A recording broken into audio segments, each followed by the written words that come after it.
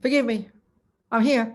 It was about the center here. You know how the Dalai Lama, His Holiness, has accepted an invitation from Lama Zopa to give a teaching for the FPMT students. So anyway, instead of all of us watching online individually, Charmaine here at the center, and we were just talking about how nice it would be if, let's say, we in Santa Fe, she's sending out a little link to everybody that we can all watch it together. So if some of you guys, you should watch it all together. One person, the host, will show the actual YouTube teaching, and you can all be in Zoom together, and you can all discuss it if you wanted. It'd be very nice. Tomorrow, it'll be, it'd be fine for you Australians. Anyway, that was just, you knew about that, didn't you?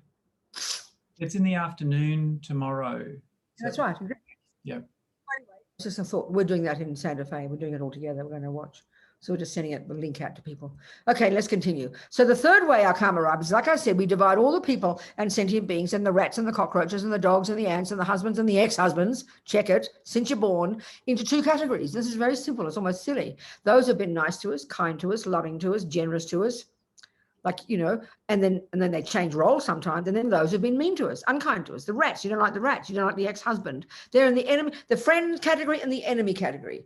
That's very simple. So the karma we have with these people, how they see us, how they treat us, this is the third way our karmic seeds ripen, and this is called experiences similar to the cause. This is the one that we find very shocking. Because if karma is a natural law, and Buddha says it is, means there's nothing random. So think of your life, I like this analogy, think of your life as like a garden. And whatever's in your garden, by definition, because it's your garden, you must have put it there, honey. So, you don't go around saying, who put weeds in my garden? You don't look in your bank account and why aren't there no dollars in my bank account? So that's the way we think about life now. We think it's all accidental. We think somebody else did it to us, good and bad. So we have this feeling, this is the way ego works, of no responsibility, no accountability. Oh, nothing to do with me. I didn't ask to get born. All these good things that happen. I don't know why good things happen, but give me more, please. I don't care about those. And how dare bad things happen? I do not deserve it. That's how we think. This is a very profound thing to look into.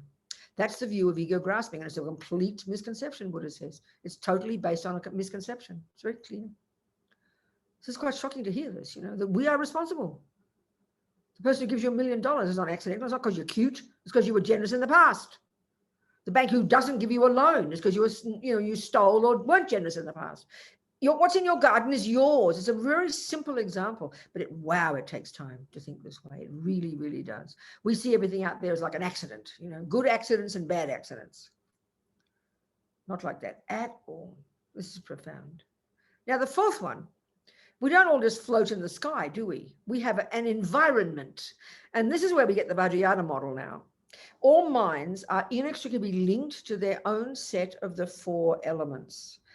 And then whatever the mind does programs the mind in those habits and pollutes or purifies the 4 elements, which in turn eventually becomes health or ill health, and in turn produces even the body you get, and in turn much longer results, in turn even impacts upon the external environment and creates the external environment. The 4 elements out there are the same 4 elements as this body. So if they're imbalanced and polluted and disgusting and smelly, that's the collective karma of all the people in that environment from thousands of lifetimes of killing, for example. Look at COVID-19 right now. It's universal, the whole planet. First of all, those who die young or get killed, that's the experience similar to the cause of past killing. Those of us who don't get COVID-19, even if we've kissed our girlfriend who's got it, because we have got non-killing karma, so we don't get sick. And the environment, or we don't die. The environmental karma is if you have a tendency to get sick. That's from past killing. If the environment harms you, and these days other human beings are the environment for us. We can't even touch our mum. It's like cane toads in Queensland. You'll die if you eat them. That's environmental karma of killing, collective karma. So the environmental karma is the longest term one. It's like from thousands of lifetimes ago that we all collectively experience. Now, clearly you can say people in Australia, the whole collective group of people, didn't have such heavy karma with COVID-19. You had maybe more karma for being imprisoned. You were locked in your houses. That was a different karma, but not from COVID-19. You didn't. It's very interesting.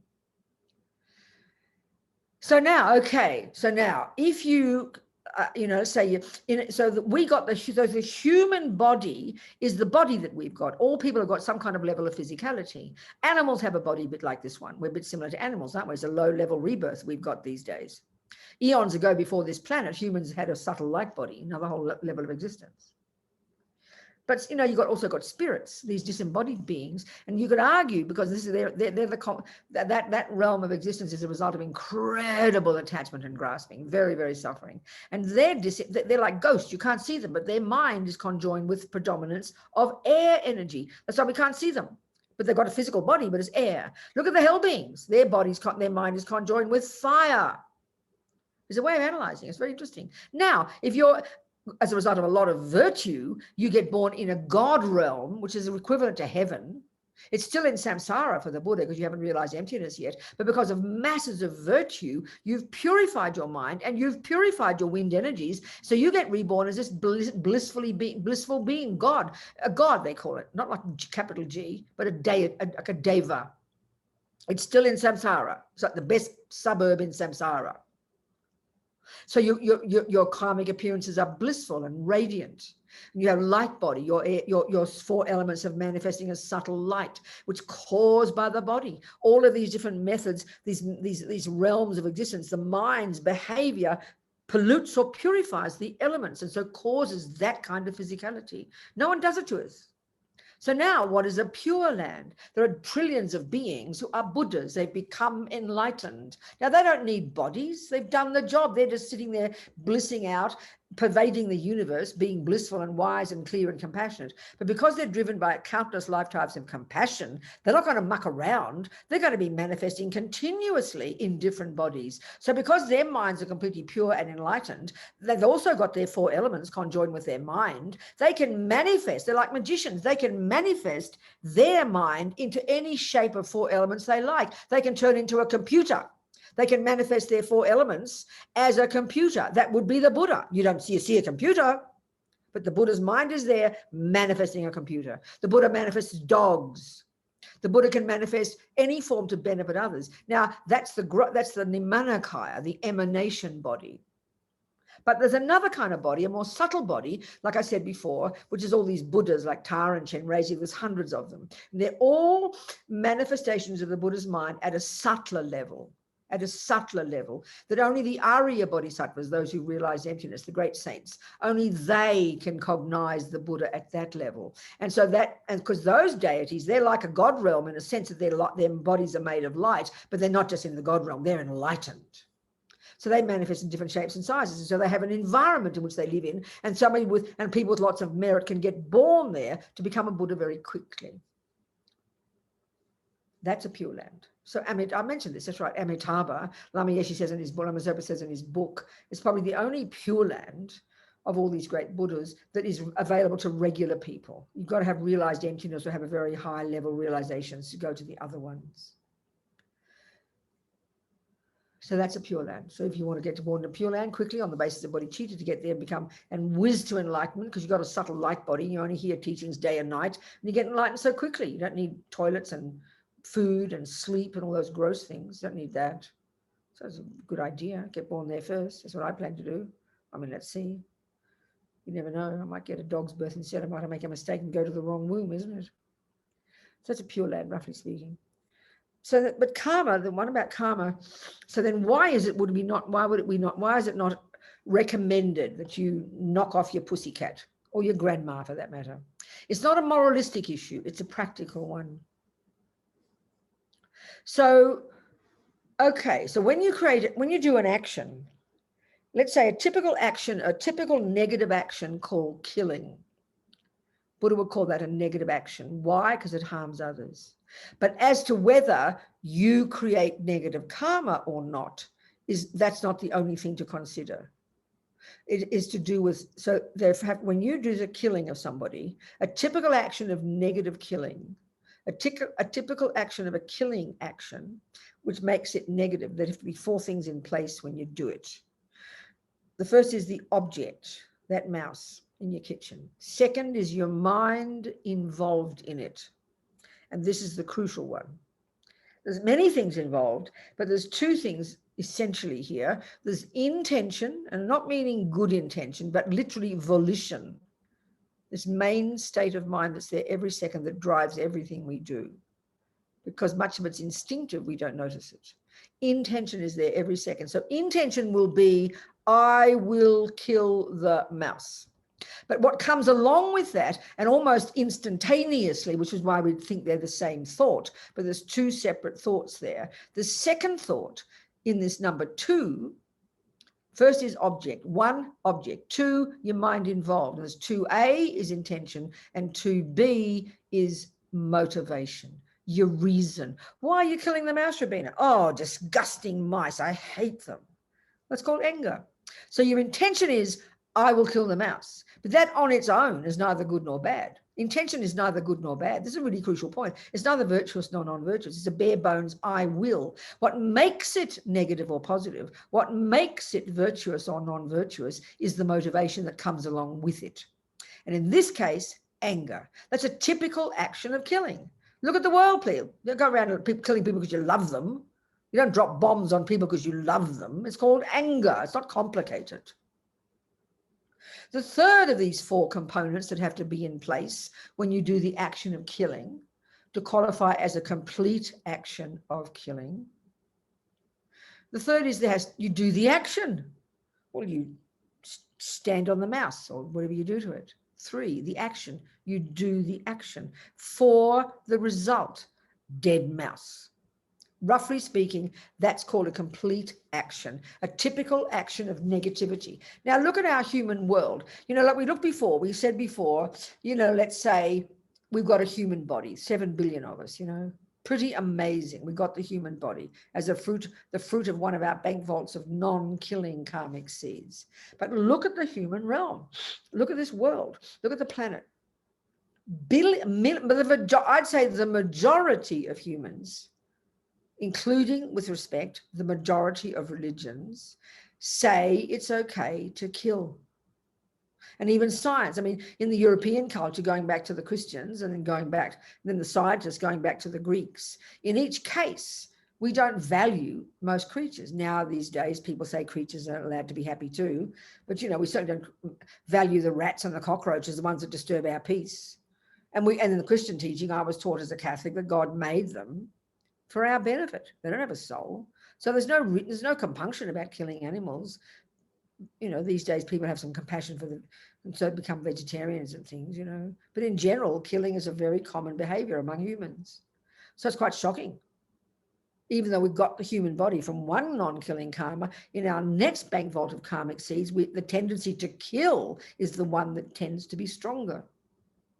It's very depressing, So the second way our karma ripens is with a tendency to kill, because you've done it before. And crucially, is because you haven't purified the habit. So a friend of mine, Deichen, she lives in Geelong now. She lived up in Chen Raising Institute for years in Queensland. And she always told me about her boy. He's like 40 something now. When he was like 3, she told me that when she was taking the lice out of his head, he's crying with compassion for the lice. Mummy, don't hurt them. It's their home. Leave them alone. No one taught him this. And since that time, he's never killed anything. So we can deduce, using the Buddha's view of karma, that he must have not only refrained from killing, and we're going to talk about this, not only consciously refrained from killing in the past, he must have lived in the vow not to kill and purified his killing. This is the first level of practice. At least stop killing and live in vows to not kill and purify the killing seeds you've already done in the past. Put atomic bombs under them. That's purification. So guaranteed, 1, he got a human birth, and 2, he woke up in this life with compassion for other creatures and so didn't have the wish to kill them. That's because he lived in vows. So you could argue all the other people who born as a human, they got their human body, but they've done killing in the past, but they haven't purified the habit. So they wake up in this life and they just continue killing. And what happens then? You go straight back to the lower realms. That's the tragedy, So the second way your karma ripens, tendency to do something. And the stronger the tendency is, of course, the more you think it's okay. You don't question, So 3, the third way in this, there's 4 ways, 4 things in place. Remember I said. So the first is there's a mouse there. Second is, or your pussycat, let's say your pussycat.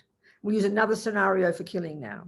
So the pussycat is there, and it's your beloved pussycat, and you know she's sick, she's got cancer, and you have so first there's an object there. 2, intention. I must kill my pussycat. I know we don't say that. We put polite words like put her to sleep. But let's be blunt here. It's called killing. So you think, I must put my pussycat to sleep. Now, that's intention, neither good nor bad. What makes it good or bad, obviously, is your motivation. And in this case, it is compassion. No doubt about that. Everybody who kills their pussycat is mostly compassion. It could also be laziness. It also could be that you just can't spend all this wretched money and you're sick of the damn cat being sick all the time. But generally, there is some compassion there. So straight away, that changes, that mitigates the action. 3, you do the action. 4, dead pussycat. Everybody in this room probably has killed their cat or their dog or thought about it, you know. So let's look at the karma of that. But there's 2 things going on here. So for yourself, you could argue the karma's not too bad because you meant well. The motivation is the key factor that determines the character of the action you do. But you ought to ask the question, well, I wonder if I kill my pussycat, that it will benefit my pussycat. Now, if you have the view, and this is why most of us do have that view, well, when the pussycat dies, her suffering will stop. So that's the logic we use. So therefore, we think we're being compassionate to the pussycat. But what if you factor in the Buddha's view that your pussycat's mind will continue just like yours, and the karma that will determine her next rebirth will be triggered just before she stops breathing. So now, can you say with certainty that your pussycat will definitely take a really good human rebirth and have a Buddhist path and meet the Dalai Lama and try to get enlightened? Can you say that with certainty? And if you can't, then we should not play Russian roulette with our pussycat or our mother, for that sake. That's the practical issue. It's not being moralistic. It's like if you have not got certain, if there's an action you're going to do, like send your 3-year-old child across the road, and there's a car and there's traffic around the corner, but you cannot be certain a car won't come around the corner. I don't care how urgent it is, you would not take the risk. You would not risk your little child's life until you are certain that there's no cars coming. So if you don't have certainty about the pussycat's rebirth, and if you don't have certainty about your grandmother's rebirth, then you are playing Russian roulette with their mind. You are fine. You probably had compassion. So you're okay, but you ought to be thinking about your pussycat. That's the Buddhist approach to it. So for this reason, you don't just let your cat die with agony. You do everything you can, like we talked before, to help your pussycat die a happy death. Have her with mantras all the time, even when she's unconscious, give her little painkillers, have her in a safe place, and then she'll die a happy death, and she'll die, yes, she's got pain. Many people have terrible pain, it's true. Do everything you can. But half the time also what we don't notice, our compassion is mixed with attachment because we can't stand the pain. We feel freaked out, So we've got to really look at this and think about it carefully. So I think I need to ask me some questions about that part, because this is a very common one for everybody. We did have a question from Francis about karma. Good, Francis. Ask me. Yeah. Francis was asking, in my 30s, I had a termination. So is that on my karmic record, or can it be cleared? Is it too late to do something about it, or can it be purified? I understand. Well, first of all, Francis, me too. I was 23 and I was in London. I was a hippie, and it was 1968, and I got pregnant. And that second I said to myself, oh my God, I do not want a baby. And I felt lucky because the NHS, the National Health System Service, had just made abortions free on the National Health. And I felt so lucky, So same story. So I'll use, it's a good you ask. I'll use it as an example, first of all, of how karma works. It's very interesting, but also, of the karma that's involved. Just let's look at it, Francis. It's a good question. Okay, but first of all, Francis, karma is just meaning everything you think and do and say leaves seeds in the mind. Well, you know very well you can change your mind anytime you like. There's no thought you can't change. You can't bring a baby back to life. That's true, but you can change your mind. You can purify the action, and that's what purification practice is. It's a huge one, and we'll go into that. It's a really huge one, so important. Let's look at the abortion. So there I was, 23. I stopped being a Catholic. I'd stopped being a Catholic when I was about 19, and I was trying to be a serious hippie. That means, you get boyfriends and things, and I was a very serious hippie. So I remember this boy, it's not too much information. I don't want to embarrass you, but it was funny because I was living in London.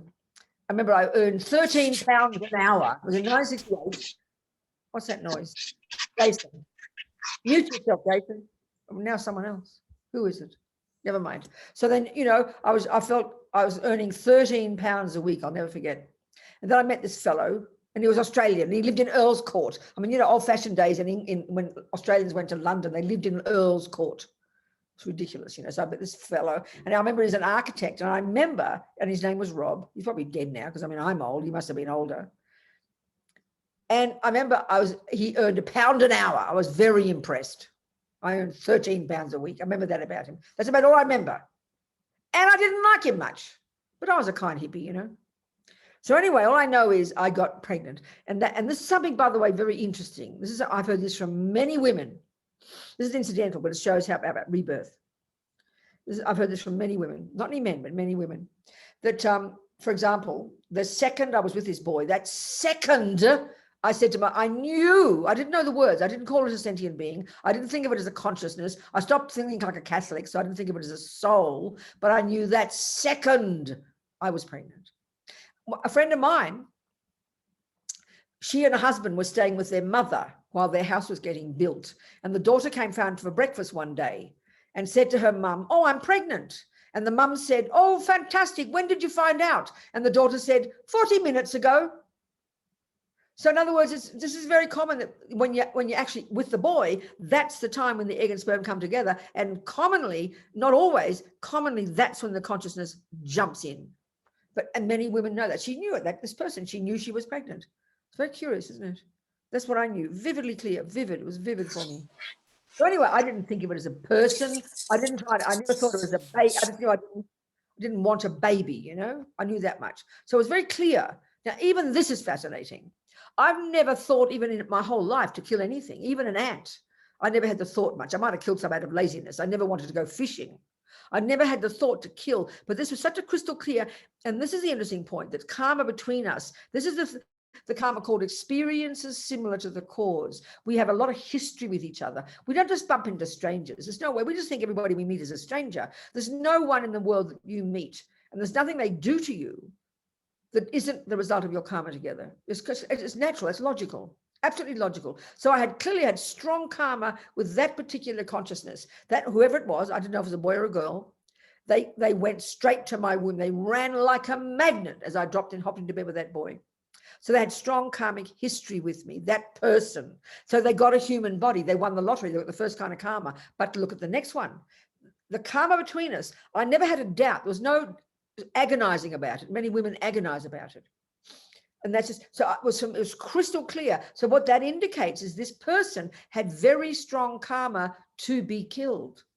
It's very interesting. Another example, a friend of mine years ago, he said that his mother only recently told him, and he's like 40 now, that she was in the hospital already in the gown. She decided she'd paid her money, it was in some other country, to have an abortion. It was super clear, no doubt. And she's in the hospital, she stands up, she goes to a door, she puts her hand on the door handle to move in to go somewhere else, and she suddenly decided, I will not have an abortion. He has been so moved by that. Well, you know why she decided that? One of the reasons is because he didn't have the karma to die. In other words, we're not just innocent victims. We all are kind of playing, we're all playing in these scenarios together, So this person who came to my womb must have had a very strong karma to be killed. There was no argument about it. And then even it was facilitated. I had no money. I couldn't have afforded to pay, but the National Health suddenly gave free abortions. So everything went really smoothly. I went to the hospital, the Charing Cross Hospital. I saw the doctor. He accepted my reasoning. They gave me a room. And then and this is the interesting point now, the karma of my baby, Francis, They didn't do the D&C properly. They mangled the poor little body. So they had to put me back in the hospital, and they had to give me, and then I got all depressed. I didn't know why. I didn't think about it. And they gave me a free room for 10 days. So I was very fortunate. But this poor little baby, had to be, so I'm just talking things. There was the karma of this child, this person to get killed by me, because I must have killed them in the past. They must have killed me in the past. And to even get kind of mangled, So there's many, so it's very fascinating. But also with abortions, Francis, of course it can be purified, darling. There's no karma that can't be purified. And I'm going to go through the process. So the thing was, with that abortion, also that's heavier. I'm not trying to make you women feel guilty, please. I'm just talking about these things. We can all purify our karma. Don't worry about it. Animals kill far more than we do. They're far better at killing than us. Always think of one whale, one big fat whale, opens its mouth for one mouthful. It's one big fat breakfast on one morning. And in its long life, its first mouthful of one breakfast, it eats 40 million little sentient beings. So they're pretty good at killing. So don't get too distorted by it. Just recognize these things. So also abortion is kind of heavy because I had to get the doctors and nurses to all be complicit in it, It's just the way it is. It's just come. So so for me, at the time, I didn't think about it much, but when I became a Buddhist, of course I thought about it. So then, since then, whenever I do my 4 opponent powers, my purification practice at the end of the day, which we'll talk about, better hurry now. 8:30, 6:30, what? Okay, what time? So then, there's 4 steps for the purification, which we'll go into. We'll talk about that. But there's no karma you can't purify. Of course, if the seed has ripened, then you can't change that. It's ripened. You can have an attitude. You can change your attitude towards it. But all the seeds we've planted in the past, not just this life, Francis, but countless past lives of countless killing seeds, they're in our mind, waiting for the conditions to ripen as my suffering. And this is why we should purify. This is part of our daily practice. As Lama Zopa says, we're insane not to do purification every day. Okay, so before I go into purification, we'll go into more, Francis, about it, but are there any more questions about karma? The way I've been discussing. There was a comment from Maria. I'm not sure if you had a follow-up question, Maria, but just about she's been feeding bugs and worms to her chickens. And so Exactly. Yeah, this is a tricky one, isn't it? This is where it gets really tricky, The ideal, the fact is that chickens probably like their worms and bugs, right? But I think, and you can't stop them, but I think for you to consciously do it would be just very foolish. They can manage with other things. So I think, Maria, very clearly from your point of view, for your sake, but honey, also for the sake of the chickens, you're facilitating the chickens to create killing karma. So that's for the chicken's sake as well, but feed them lots of other things and make them so fat they won't care about the worms.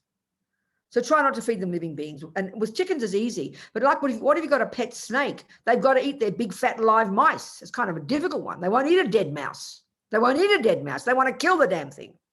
So it's not, but I think with your chickens, you just try not to do for your sake and the chicken's sake, honey. You get my point, Maria? Pretty clear, isn't it? Good. Go on, people, ask more questions. There were a couple of questions left over from last session about what we can do for people who've already died. About we answered all that, but it's all answered. I said all the things are in the book. No? Or you want me to say more? What do you think I didn't answer? Well, maybe I'll ask the questions, but this one. Okay, so Helen was asking, after 49 days, do we totally let go of the dead person? She says, my mum died of COVID in the UK during lockdown. I had no chance to fly over, but Zoomed funeral. Is there any merit in remembering her on her death anniversary, or do we wish them well in their next life and let go? No, darling, I think the point is the 49 days is fairly a typical one when there's a possibility she's still in the bardo. So there's always a chance to help her mind get a decent life if the You know, that's the time. But of course, when you really got compassion and you should think about your mum all the time, and not just once a year. That's a habit we have. But no, there's no benefit in just that. But you think about your mum all the time, and always do your dedications, you do your prayers, you say mantras all the time to always think of your mum. And then all sentient beings, you do prayers and aspirations for they get decent human rebirth and stop suffering, blah, blah, blah. You expand your compassion to include everybody. So don't just forget about your mum. Absolutely not. It's marvelous marvelous to dedicate for your mummy and pray for your mother. Of course, it's excellent to do that all the time, darling. Just have it there as part of your work, as part of your practice, you know. Go on, what else? I think that's all for the moment from the Okay. chat. All right, good. Any other questions? Anybody? Do you have a question, Lakshmi? Are you getting ready to ask a question, Lakshmi? No? Sorry, don't worry about it. You're not? My typing isn't so fast. Look, one of the things that does cross my mind, I hope this isn't a silly question, balancing out karma. So as probably many of us have, I have a rescued greyhound and I then feed her meat. And although I am... What kind of being? Greyhound dog. Oh, greyhound. Okay, good. But you feed her meat, but you're not. Okay, that's okay. But that's not like you're not killing the animal for the greyhound.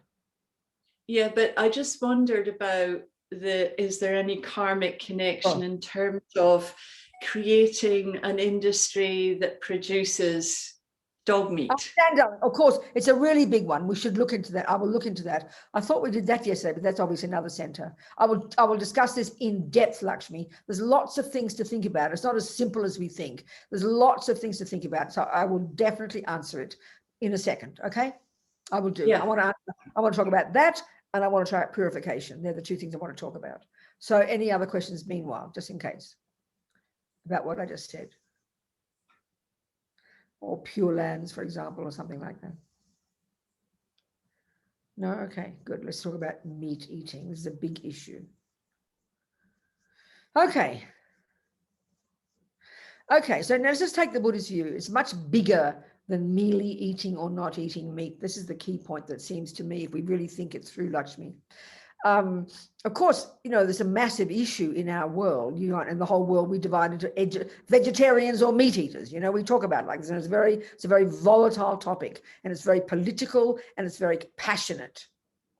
And indeed, you can see the logic, because now for sure, it does seem, if you read the research, that the meat industry is pretty monstrous. It doesn't just kill beings, it's destroying the planet, apparently, if you read all the research, you know.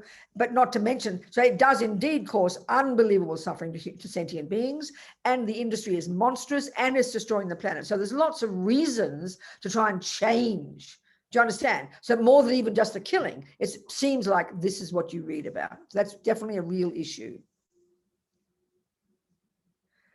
But the other thing is this: if we take another perspective, we take the whole Buddhist view, there are trillions upon trillions upon trillions of sentient beings in the universe. In fact, the way the universe is there are the four elements, and then there are minds. So you could argue wherever there are the four elements, which is the entire universe, that is a conducive environment for beings to be living there. Now, our body alone, we know, is a walking zoo. Under our armpit, in our mouth, entire ecosystems of what? Suffering sentient beings. They mightn't be chickens and bulls with tails and eyes, but they're actual mind possessors. They're sentient beings. Now, traditionally in our culture, because we don't eat bugs, but now that people are saying we should eat bugs, there's new people, they're starting to try to do a new industry to eat bugs. So soon we're going to have compassion for bugs now because we eat them. But we tend, because I think we've got, one of my extra points, I always make this point, is that we have so much attachment to eating. We have so much attachment to food that we narrow this entire topic down to whether or not you eat meat. And often people who are vegetarians and vegans, and I'm talking, you know, I mean, whatever, people get very fundamentalist and think they're like holy saints because they don't eat a piece of flesh. They don't have an OXO cube or something, you know. But I'm sorry, just by existing, the Buddha's telling us, we kill billions of beings daily. But of course, to the tiny baby ones, we don't much care about them. You understand what I'm saying, Lakshmi? But this is the reality. And just driving a car. I did the research one day. Some Dutch fellow's done the research. I Googled it, how many bugs get killed on the road. And it was like trillions per car, per, I don't know how many kilometers, per just the number plate. It must be trillions of beings, real sentient beings, just real like us and real like the cows, who want to be happy and don't want to suffer, who are experiencing the result of their past karma, who've been our mother in the past, who'll be our mother in the future. This is the bigger picture. There's billions of them slaughtered daily, even to grow vegetables and rice and wheat. I remember one bloke in the ABC in Victoria, he got fed up with all the fundamentalist vegans shouting and yelling. And I'm not saying you shouldn't be a vegan. I'm not saying you shouldn't be a vegetarian. I'm not saying I'm not one of those. I'm talking about being fundamentalist about it, because we're so obsessed with eating. So this fellow, he said there was some wheat field in Victoria where on the off season, when there was no wheat growing, there was a mice plague. And he said they were the cutest little mice, little field mice. He had photos of them. They sang love songs to each other. Now, what do you think they damn well did to the mice in order to grow the wheat for the holy vegans and vegetarians, and maybe for the 20% for the bulls? They slaughtered the mice. And I don't think they did it gently, but we don't even hear about those, and we don't even think about those. So all I'm saying is it's a bigger picture than merely whether or not you put meat in your mouth. So yes, absolutely, the meat industry is outrageous. And yes, it's incredible to have compassion as your reason to not eat meat. But don't feel so holy, I'm not saying you, because you don't eat meat, that you think that what you do doesn't impact upon animals. It's a joke to think that. So it's much bigger than we think. It's a much more nuanced story. We've got to think bigger and have this real compassion for every living being, and understand the nature of the suffering of this universe is that just by existing, we harm others. So what do? We can't just die. That's why we have to live in vows. And when we have a vow not to kill, 24 hours a day, we've got the vow not to kill. At least we're protecting ourselves, and we're programming our own mind to not kill in the future, and to get a decent human body, and not to have the tendency to kill, and not to get killed. But if we keep living our lives like we do now with no caring, eating nice holy vegan food, thinking you're so healthy, but slaughtering the mosquitoes, not caring that all the mice died for your wheat, I mean, you're going to continue to have the karma to get killed in the future. So even for our own sake, living in vows is so powerful. And then it makes us become more conscious, more compassionate, and more aware of the universe and how whatever we do, how it harms others. So it's a huge issue. You can't win, but we do the best we can, you know. That's a longish answer, Lakshmi. You with me? Thank you. That's very helpful. So just continue with the practices, purification.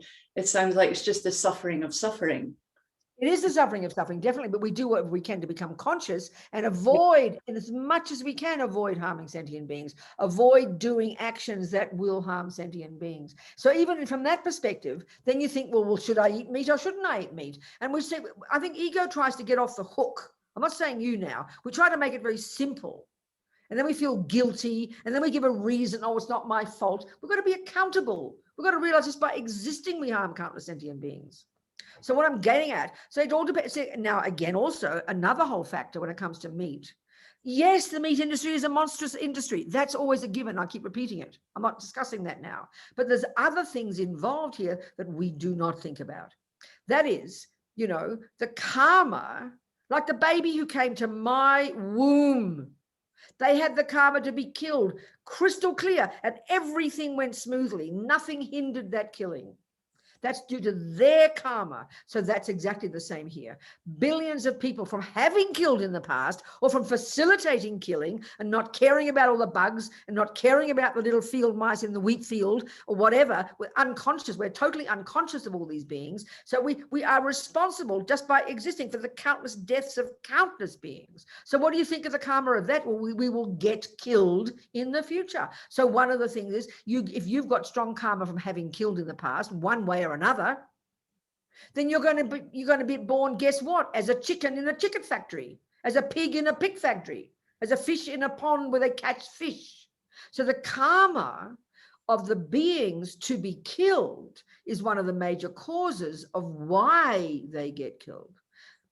You know, for example, one time in Maine, where they do lobsters, in one season, suddenly, out of the blue, there were 10 times more lobsters came to the water of Maine. Now, there were no more orders for lobsters. The fishermen didn't work any harder. Suddenly, 10 times more sentient beings had the karma to be born lobsters and get killed by the fishermen. That's not because they were ordered.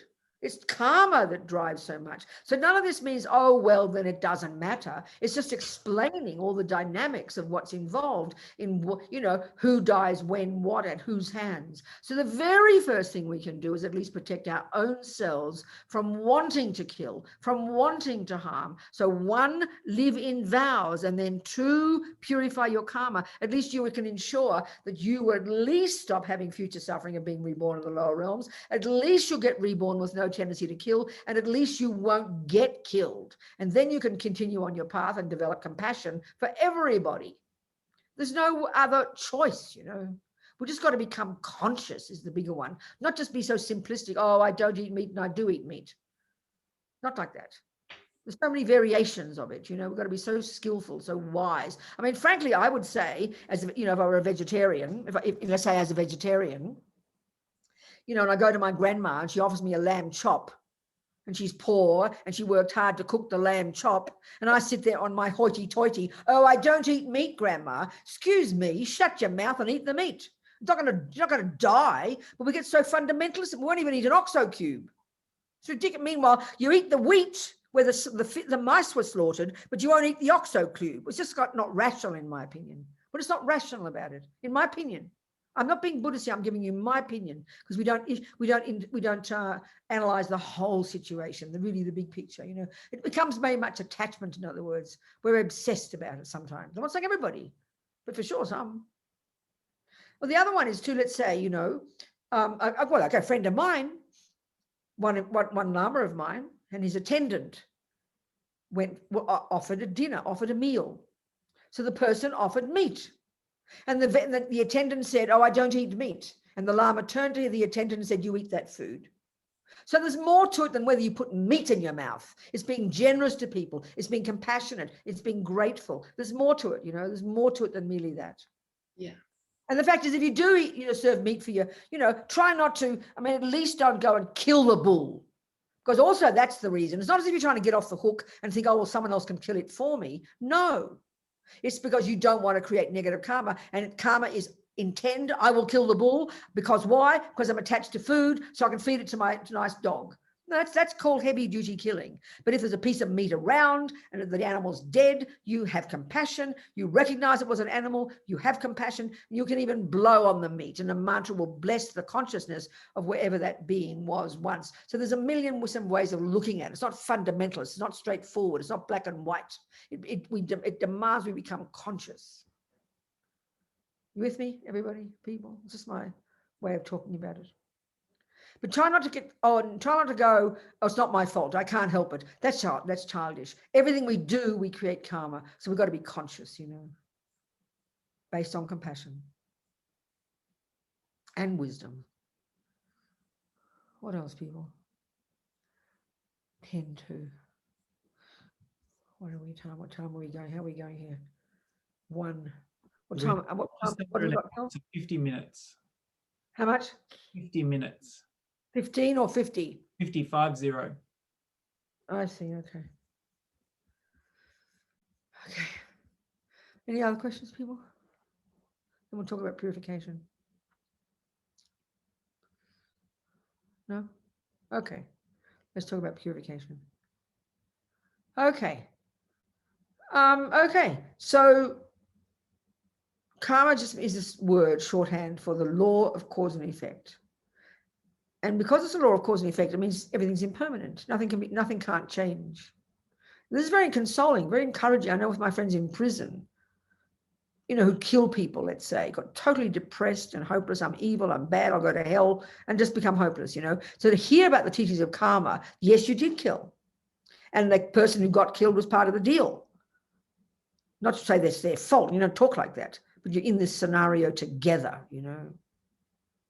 So then you know that, yes, you can't bring the person back to life, but you can change your mind.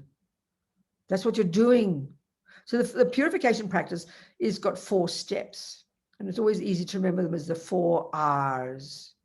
There's a different order, but I like this order. It's very practical. The Lamas always use the analogy of seeds and fruits. No, also they use the analogy of eating poison. So if you heard you just ate poison in your dinner, you'd be galvanized into action because you know the meaning of the word poison. You know that it would harm you. You've just created the cause for you to have future suffering, and you know you don't want suffering. So your attitude will be, this first step is regret. So regret isn't, oh, I shouldn't have eaten that poison. You shouldn't have done that killing. What good is that? It's just anger. That's just anger. What I shouldn't have done it is completely useless. But we run to that attitude, but it's no meaning to it. There's no action. You're just beating yourself up. What's the point of saying you shouldn't have done it? It happened. So what are you going to do? Like that poison, you don't just go, oh, I shouldn't have eaten poison. Meanwhile, you're getting sicker and you keep saying, I shouldn't have eaten poison. It's useless. Or the other one we tend to do, which is very common, is guilt. Oh, I ate poison. I'm such a bad person. We would never do that. But that's what we do when we do killing and stealing and lying and naughty actions. We just get guilty, and we run to guilt very automatically. We don't even notice it. We just immediately assume, because I did that naughty action, I must be a bad person. We don't even analyze it. And that is just not logical. The Christians have a wonderful way to put it. They say, don't criticize the sinner, meaning yourself. Criticize the sin, the action. That's very profound. So regret is this very wholesome attitude, and it's specifically for you. It's not compassion yet. That comes second. And this is the key point about karma that I think in our modern Western culture, especially, we completely miss this one. It's compassion for yourself, just like it would be if you ate poison. There's no way, no one would criticize you for being selfish if you want to go to the doctor and get rid of the poison. They think you're called intelligent. But as soon as it comes to being a naughty person, like killing and stealing and having an abortion or whatever, we just run to guilt. This is completely inappropriate. We've got to train our mind not to think that. So what do we think instead? Just like the poison. So every time I do my purification practice at the end of the day, you think of certain things you did that day, like kick the dog, badmouth your boyfriend, shouted at the drivers, whatever you did, killed your mother. I don't care what it is, whatever it is. You acknowledge the things you've done today with your body and speech to harm others. They're the first level. And then you say, you own it. Yeah, your mother might have been a creep. She might have been beating you up. You've got to own your part of it, not feel it's not my fault, get off the hook, which is how we tend to feel. I did do that action, and I regret that from the depths of my heart. You say to yourself, you've been your own friend here. I regret having done that. That's how I think about my abortion. I remember the abortion. I regret having done that because I was ignorant. I didn't know what I was doing. I didn't think of it as killing. And I regret that. And you've got to say why. Because, Robina, I say to myself, I don't want the future suffering of that, because remember, everything you think and do and say will produce future results. I don't want to be born in the lower realms. I don't want to continue to kill. I don't want to get killed, and I don't want a lousy environment. These are the 4 karmic results of killing. So you regret it because you don't want the future suffering of that poison, quote unquote. That's the attitude of regret, but we have to cultivate it because we just make it guilt instead, So you've got to change your thoughts. It's compassion for yourself. But this really does take time because we don't have confidence that I produce myself. We don't have that view. We just don't have it. So we really have to think about it carefully. This is the first step. So crucial. Then, of course, and then you think of whatever things you don't remember this life. I don't remember all the other things I've done. So when you say, and whatever I've done in this life to kill or harming sentient beings with my body, with my speech, or the lying, or the stealing, or the bad mouthing, or the cheating on my partners, whatever I've done, I regret because I don't want the future suffering. Then you can think in all the past lives, whatever I've done, especially as an animal, all the harm I've done out of incredible suffering, out of incredible ignorance. All those seeds are planted in my mind and they're waiting to ripen as my suffering. I don't want suffering. It's a practical issue, not a heavy duty one. It's practical. Like out of ignorance, you planted all those seeds in your garden and you didn't realize they were weeds. So of course you want to get them out before they grow. It's a healthy attitude. It's exactly the same here. It's self-respect. We've got to cultivate it. Then you think, well, whom can I turn to? Where's the doctor? Quick, whom can I rely upon to give me the medicine to purify this? You turn to in our case, we turn to the Buddha. He's our doctor. Second step, reliance.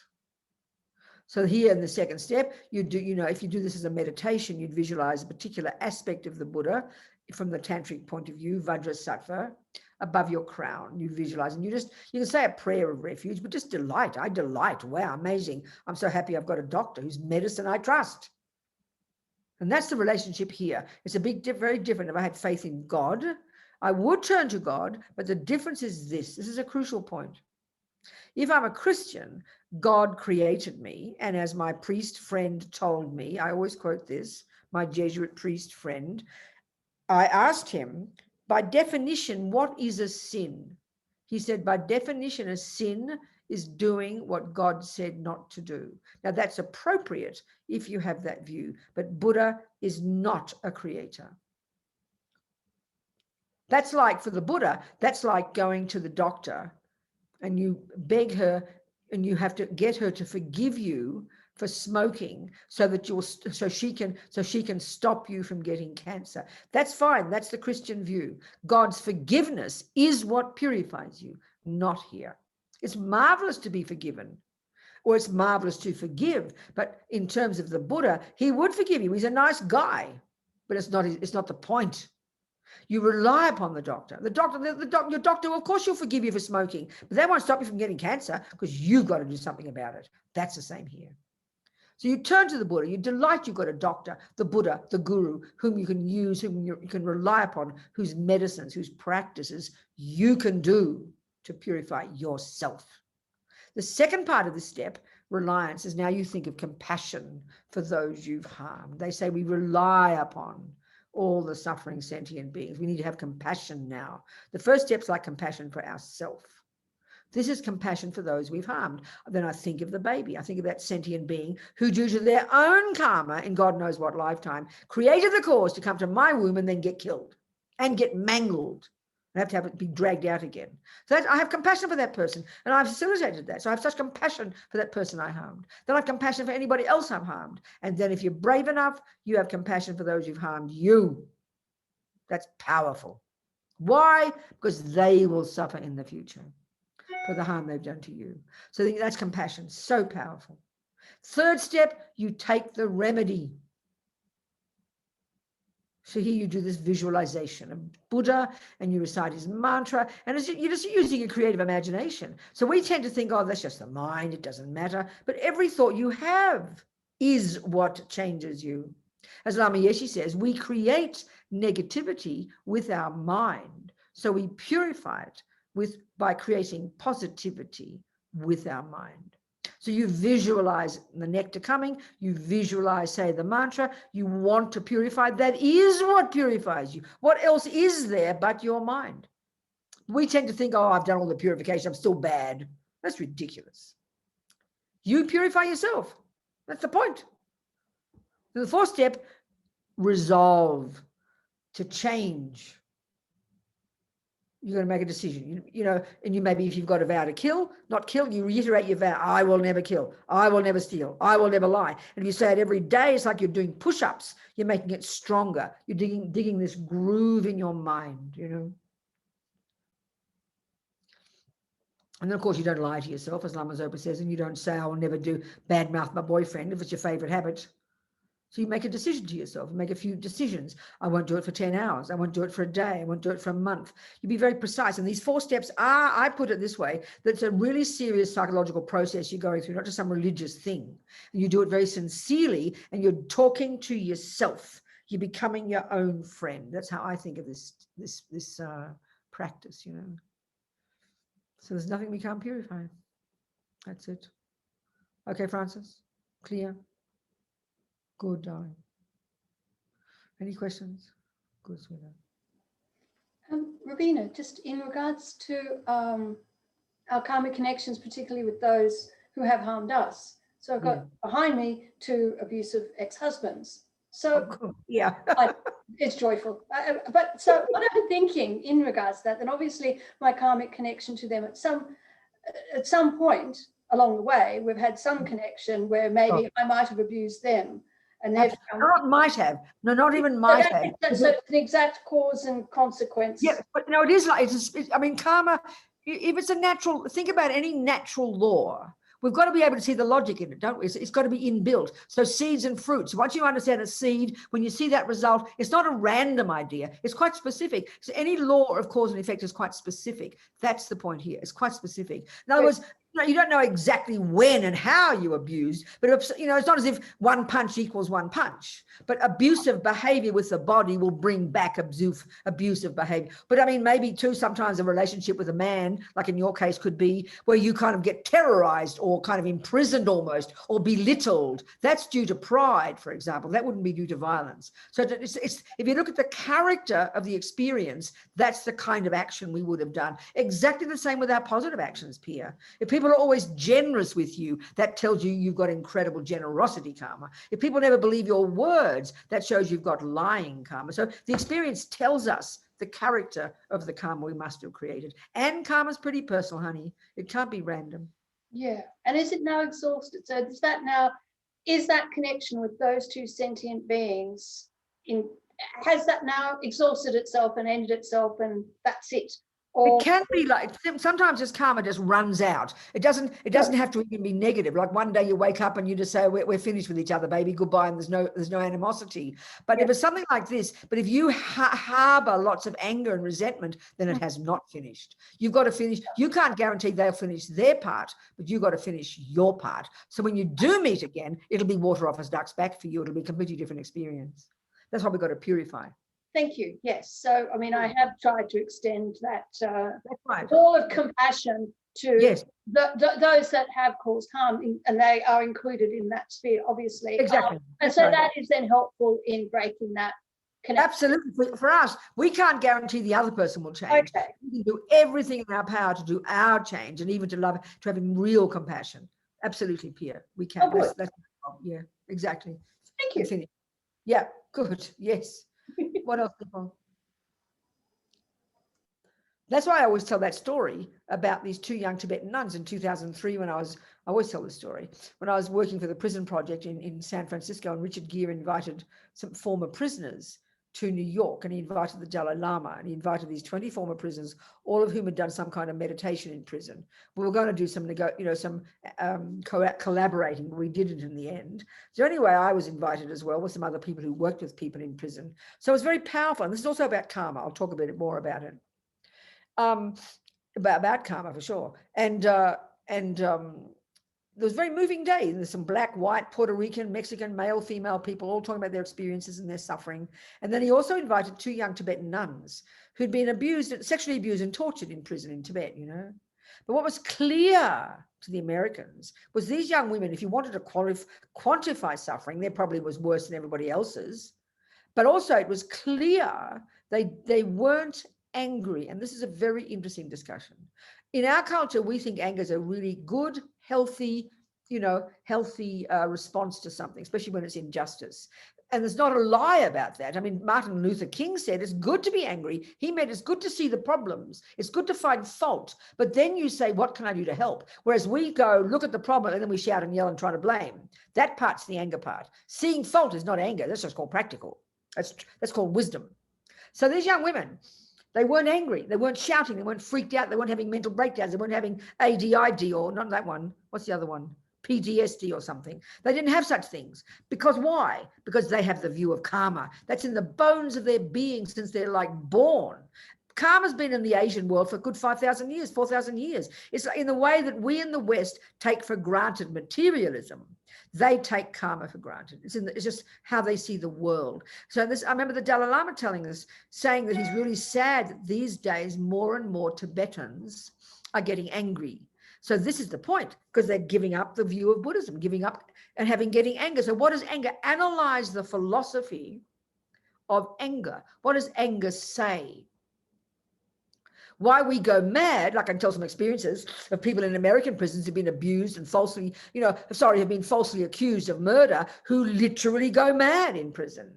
Because why do we go mad? Look into our lives. Forget about being accused of murder or being raped or tortured. Look when someone at work doesn't like us. Look when someone lies to us. We are tortured by it. And what do we say? Why is this happening to me? I don't deserve it. That's the philosophy of anger. And it's rooted in the ego grasping view of a self-existent me who didn't ask to get born. It's got a real link, you know. So if you have the view of karma, you know you've been reborn in the past, you know you've got a karmic connection with these people, and you know that so therefore you do not have even the thought, why is this happening to me? That's what anger is, and they don't have it. That's why. They're not suppressing anything. Their philosophical view is so different. So as one of them said at the end, and of course we had compassion for our torturers because we knew we harmed them in the past, and because we know they will suffer in the future. So in other words, the compassion practice is more, Dalai Lama says compassion is not enough. You've got to have wisdom. And wisdom in Buddhism is the nuts and bolts of Buddhist teachings about the mind and about the law of karma. And that informs your view to yourself, and then it informs your ability to have compassion for every single sentient being. So karma is huge in the Buddhist view, not some extra kind of thing. You know? It informs our compassion. It's huge. So many questions, people. Huh? Nothing? There's no questions here in the chat, but if anybody All right. wants to ask, just go for it.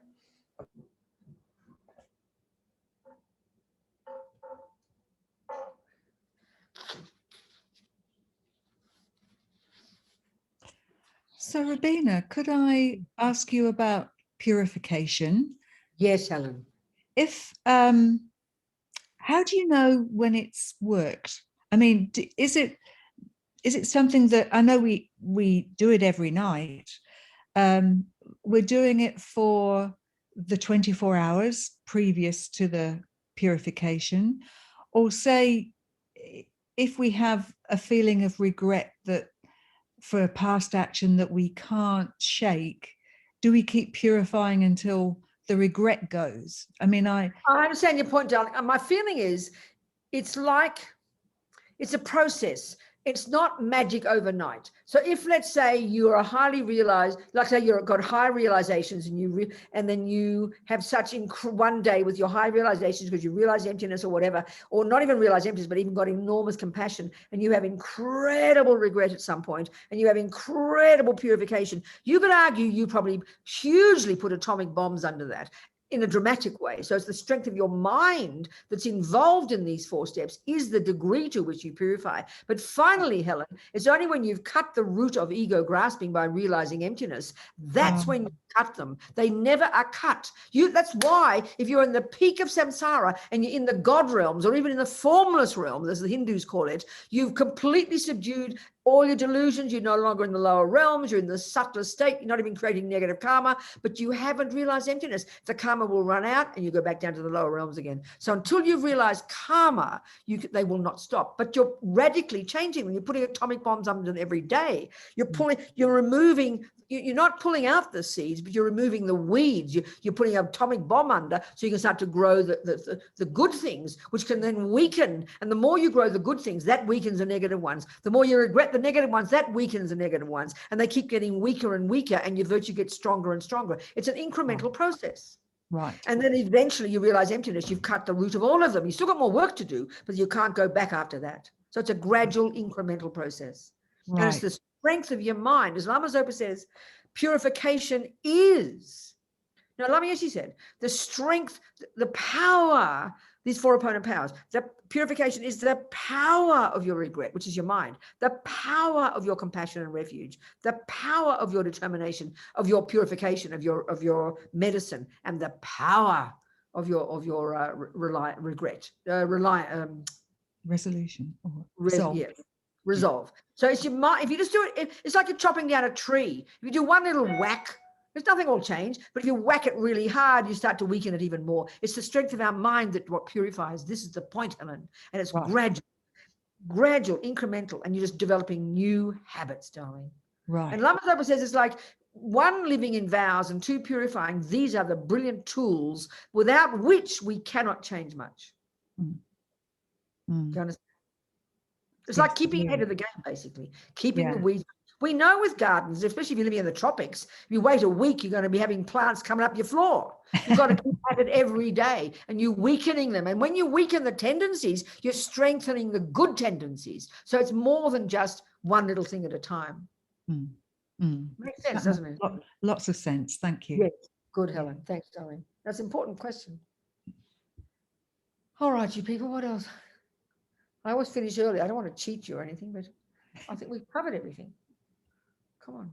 What else? Talk to me, Jason. What else do you want to talk about? What time are you guys there? So it's Oh, early, 1 o'clock. yeah, 1:10. So I mean, we've been here for an hour and a half in this session. One thing I did want to say about the purification practice is that we have a recording of Venerable Robina taking us through the Vajrasattva practice, and that's on YouTube, and we'll include it in the notes that we send out. But also every Monday night, since we have the teaching on Vajrasattva, every Monday night we have Vajrasattva practice at 7:30. Vajrasattva is the name of the Buddha that we put above our head from Tantra, that we use as the Buddha for the purification process in this particular practice. We use that Buddha, yeah. So every Monday night, we have at 7:30 Vajrasattva practice via Zoom. So we'll send a link out to that as well. Everyone's welcome to join, and we really just begin at 7:30. And we go for, it's about 23 minutes long. You're welcome to come for the practice and leave straight away. It's just a great way to start the week. Good. That's great. Could you do that? Dave has just said he has a question. So would you like to ask that? Good, Dave. Where is he? Yes, sweetheart. Talk to me. Hi. Unmute. Unmute. Sorry. Here you go. Good. So with my daily practice, obviously still human. So some days I get tired. That's right. And I might not do a full water bowl replenishment. It takes 40 odd minutes, but I still do my Water 3 bowls take 40 prostrations. minutes. David, how many water bowls do you do?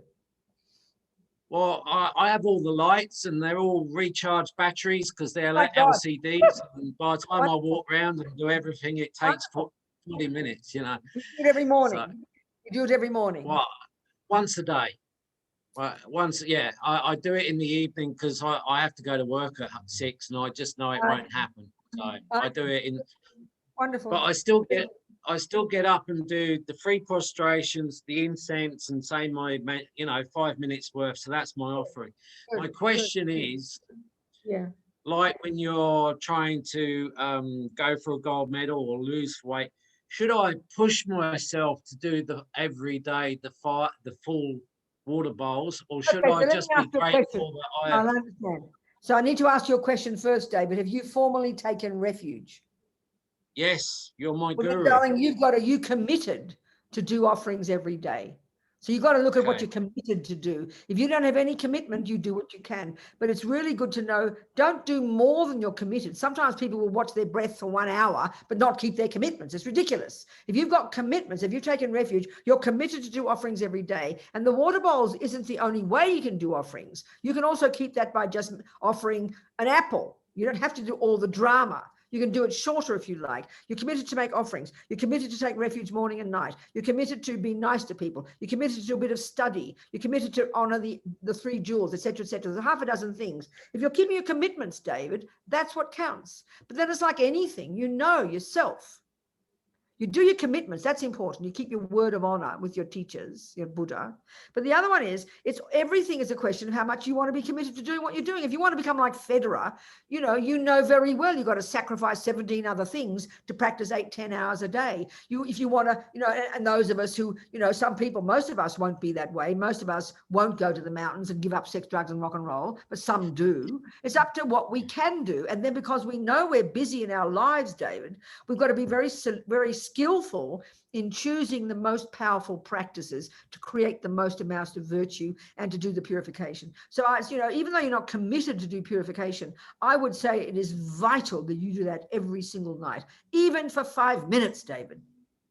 It's incredibly important. And then keep your vows purely. Keep your vows purely. Do your purification. Make some offerings every day. Take refuge every day. That's the essence of what you've got. And if you do that skillfully, some days you can take an hour. Sometimes you do 5 minutes.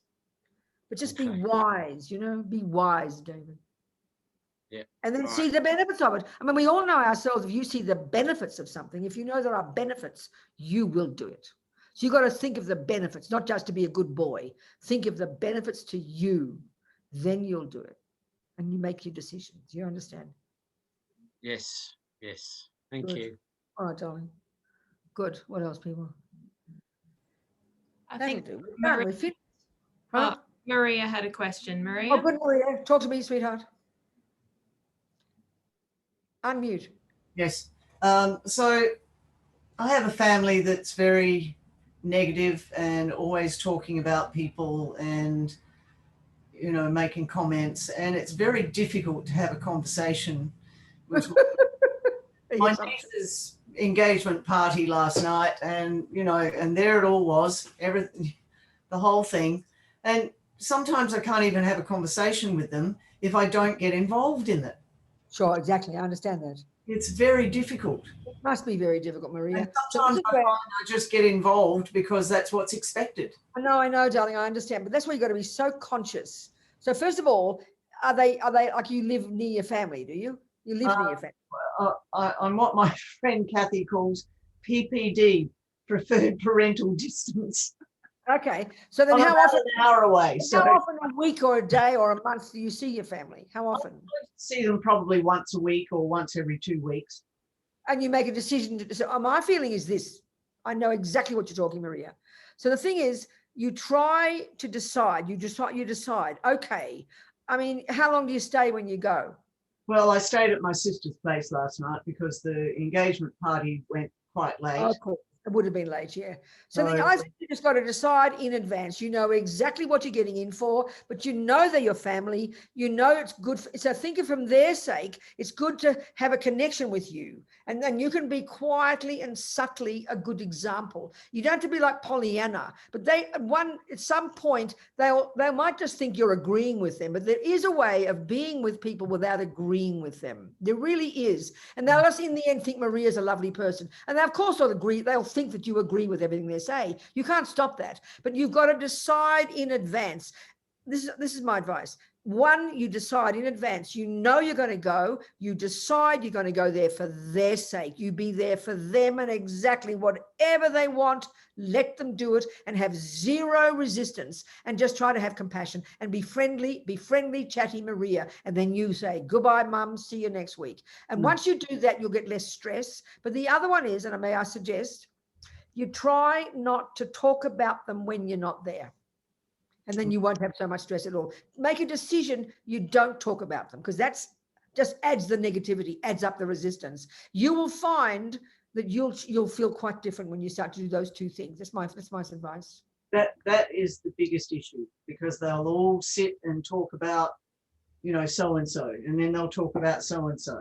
That's right, exactly. And You've got to let them do it and love them for who they are and not resist it because the resistance is just anger. And then that's what makes you stressed. You've got to decide in advance. You know exactly what's going to happen. And you think, I'm going to be there for their sake and love them for who they are. And if you decide that, you will not get so much stress because your stress is simply your aversion. You're wishing they didn't do it. And that's what's causing you your misery. They're not causing you your misery. It's your own aversion to it. So when you see that, you'll change and you'll be much more easygoing. well, I get roped in as well.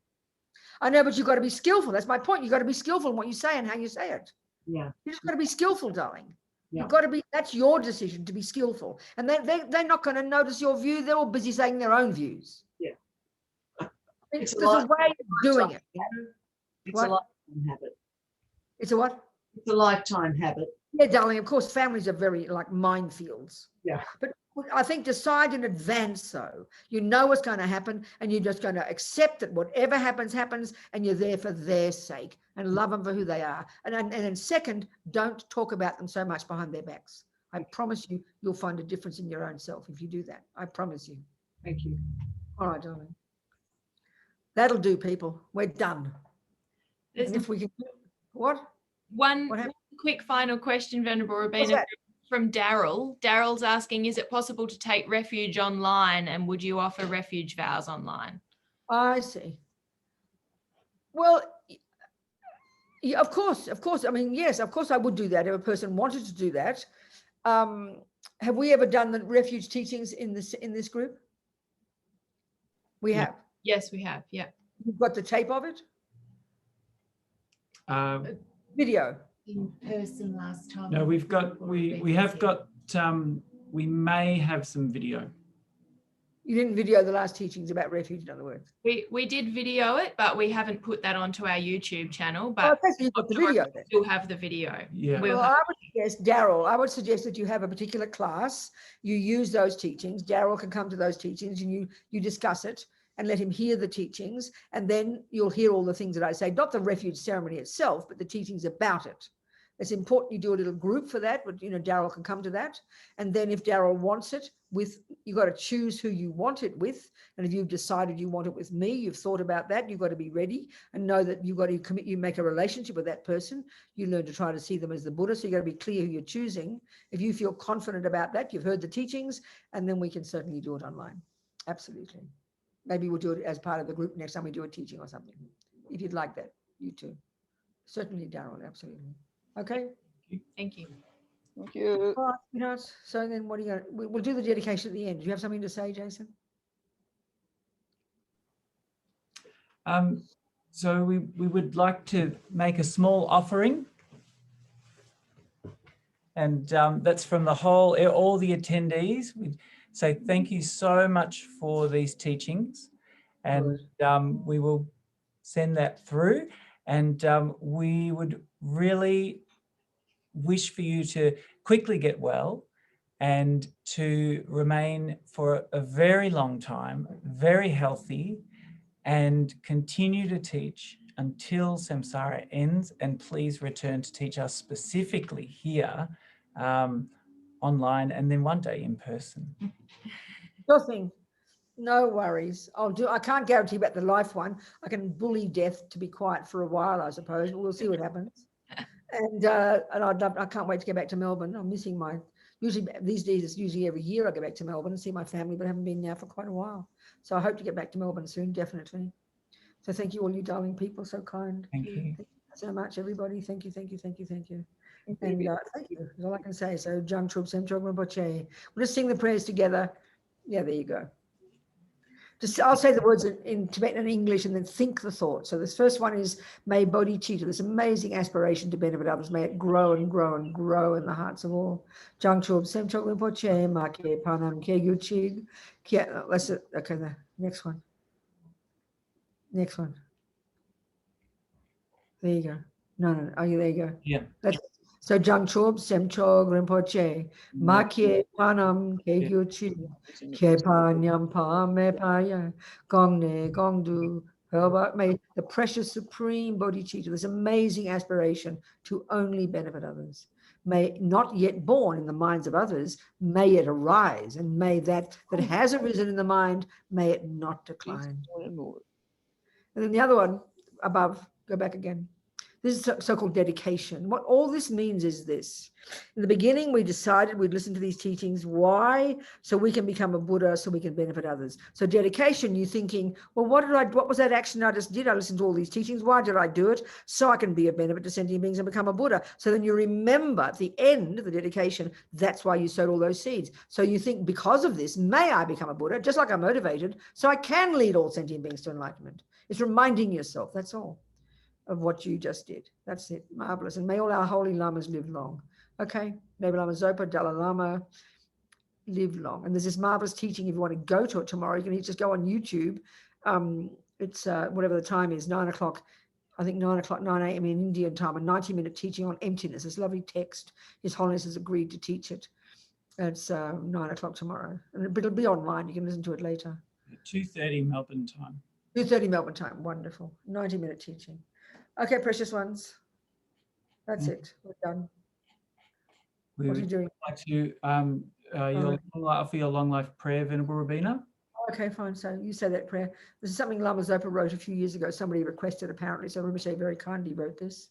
Okay. So we think of all our Victorious all one, our- 3 we think of times. all our teachers. We directions. think of all our teachers. We think of all our teachers. May they live a long, long life. So go, Sophie. Mother of the victorious ones of 3 times in 10 directions, Dharmakaya, the great bliss embraced by great compassion, my perfect Aryatara, who in an ordinary form are the guide for us pitiful transmigrating beings left guideless. How kind you are. May all your wishes be instantly fulfilled, and may your life be stable until samsara ends. O mighty one, you who destroy all the enemy of delusions, who reveal the Dharma of scripture and realization, spreading it in the mental continuum of transmigrating beings, thereby eliminating the 2 obscurations, including their imprints. How kind you are. May all your wishes be instantly fulfilled, and may your life be stable until samsara ends. By the blessings of the Guru, the deity, and the Dharma protectors, and unbetraying actions and their results, as well as the truth of ultimate reality, in all of my lifetimes may I only please and never displease for even 1 second the Guru, and may the vital points of my prayers be fulfilled. Okay, darling. You're doing a wonderful job. Keep moving. Okay, all of you. Never give up, never give up, never give up. Okay. Much love, much love, much love. And thank you, everybody. So kind. So happy to see you all. Really. Wonderful. Thank you, precious ones. Thank you. Thank you, Venerable Robina. Thank you. Hi, darling. Thank you, Yes. Venerable Robina. Thank you. Thank you, Jason and Amy. Thank you, everybody. Rabina. Thank you, Robina. Thank you, everyone. Thank you.